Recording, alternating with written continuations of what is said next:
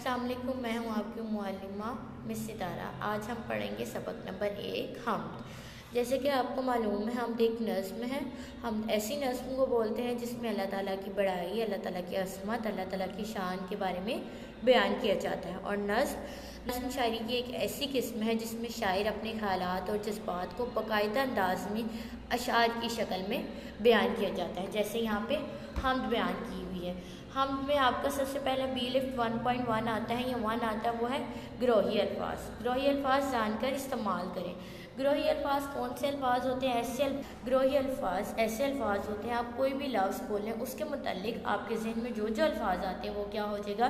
ग्रोही अल्फाज। जैसे मैं अभी स्कूल के बारे में बोलती हूँ तो मेरे जहन में सबसे पहले स्टूडेंट्स आएंगे, टीचर्स आएंगे, डेस्क आएगा, बोर्ड आएगा, क्लासरूम आएगा।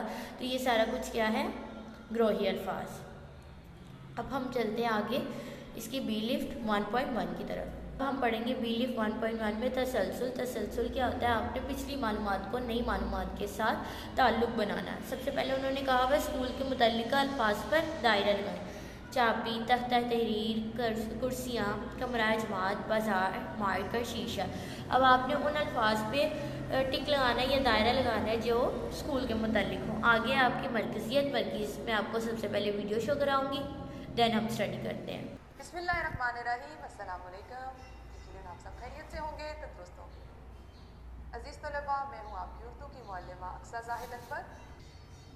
सीखने और जानने की चीज़ ग्रोही अल्फाज जानकर इस्तेमाल कर सके, ये होगी जिस पे आज हम काम करेंगे। आप जानेंगे, सोचेंगे, और आप जानते हैं कि छठी जमात में ही आपने ग्रोही अल्फाज के बारे में जाना सीखा।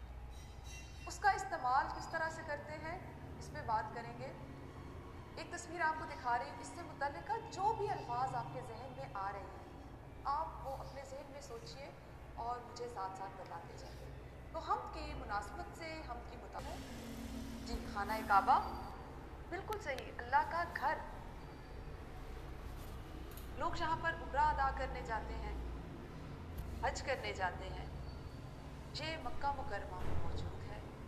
और हज करना एक फ़र्ज़ इबादत है, यानी अल्लाह के घर की ज़ियारत करना साल के मखसूस अयाम में फ़र्ज़ इबादत है। और ये मुसलमानों की इबादत गाह है। वैसे तो ये तमाम दुनिया के इंसान, लेकिन मुसलमानों की ये इबादत गाह है। हमारा जो हासिल ताल्लुम है उसका तकाजा है कि आप ग्रोही अल्फाज को जानकर इस्तेमाल कर सकें। हमने एक तस्वीर से मुख्तलिफ ग्रोही अल्फाज जो हमारे जहन में आए, जो आपके जहन में आए, उनकी मदद से इस्तेमाल कैसे करने एक इक़्तिबास लिख लेते हैं। खाना काबा अल्लाह का घर है। खाना काबा की तस्वीर थी, अल्लाह का घर। आपकी तरफ से लफ्ज़ आया मेरे पास, और मुसलमानों की अजीम इबादत गाह जो सऊदी अरब के शहर मक्का मुकर्रमा में है। अब आप देखते जाइए कि ये मैं उन अल्फाज को खत कशीद कर रही हूँ जो आपके जहन में थे, आपने जो मुझे बताए, जिनको हमने ग्रोही अल्फाज के तौर पर जाना। जहाँ मुसलमान साल के मखसूस अयाम में एक मरतबा हज और सारा साल उम्रा अदा करने जाते हैं।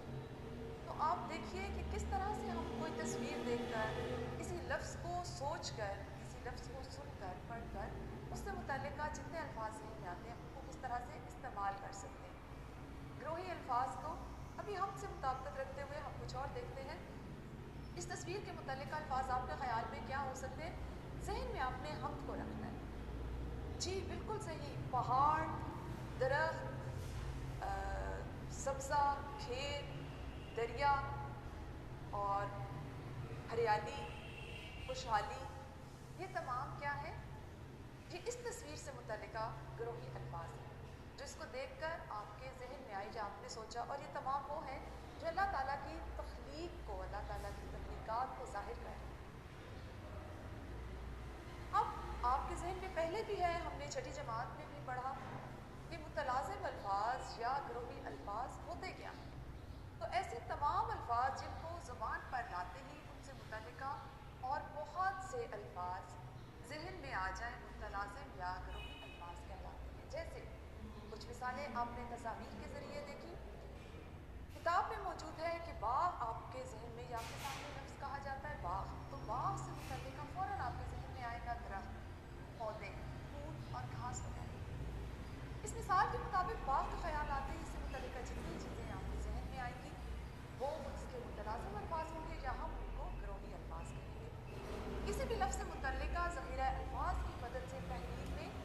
تاثر اور موزونیت پیدا ہوتی ہے، تو ہم اس لیے گروہی الفاظ سیکھتے ہیں اور ان کا استعمال کرتے ہیں۔ جہاں تک سیکھنے کے بعد آپ اس کا اطلاق کریں گے، اپنی ہی کتاب میں موجود ہم کے ذریعے سے تدریسی جانچ کریں گے۔ اب ہم پڑھیں گے متلازم الفاظ۔ متلازم الفاظ ایسے الفاظ ہوتے ہیں جن کو زبان پر لاتے ہی ان کے بارے میں ذہن میں کچھ نہ کچھ آ جائے، ان الفاظ کو متلازم الفاظ کہتے ہیں یا گروہی الفاظ۔ مثلاً باغ میں جاتے ہیں یا باغ کے بارے میں ہم سوچتے ہیں تو اس کے بارے میں ہمارے پاس ذہن میں آتا ہے درخت، پھول، پودے، گھاس، پرندے، بچے، یہ سارا کچھ کس میں آتے ہیں؟ باغ میں۔ درجل مثال کے مطابق باغ کا خیال آتے ہی باغ سے متعلق اور بہت ساری چیزیں ذہن میں آتے ہیں۔ کسی بھی لفظ سے متعلق ذخیرہ الفاظ کی مدد سے تحریر میں تاثر پیدا ہوتا ہے، ٹھیک ہے؟ مطلب ایسے الفاظ جس سے آپ کو سوچتے ہی مزید الفاظ ہیں، ان کے متعلق کوئی اور الفاظ آ جائیں، ان کو کیا کہتے ہیں؟ متلازم الفاظ۔ اب آپ کا ہے تدریسی جانچ۔ اس میں آپ نے کیا کرنا ہے، جو آپ کے فکرے دیے ہیں اس کو مکمل کریں۔ آسمان پر دن کو ڈیش چمکتا ہے، رات کو ڈیش اسے اپنا مسکن بنا لیتا ہے۔ سوال نمبر 2 ہے، ہمارے نئے گھر میں ڈیش بہت خوبصورت ہے۔ شہر میں ڈیش ڈیش اور ڈیش کی سہولت موجود ہے۔ اللہ تعالیٰ نے پاکستان کو 4 موسموں ڈیش ڈیش سے نوازا ہے۔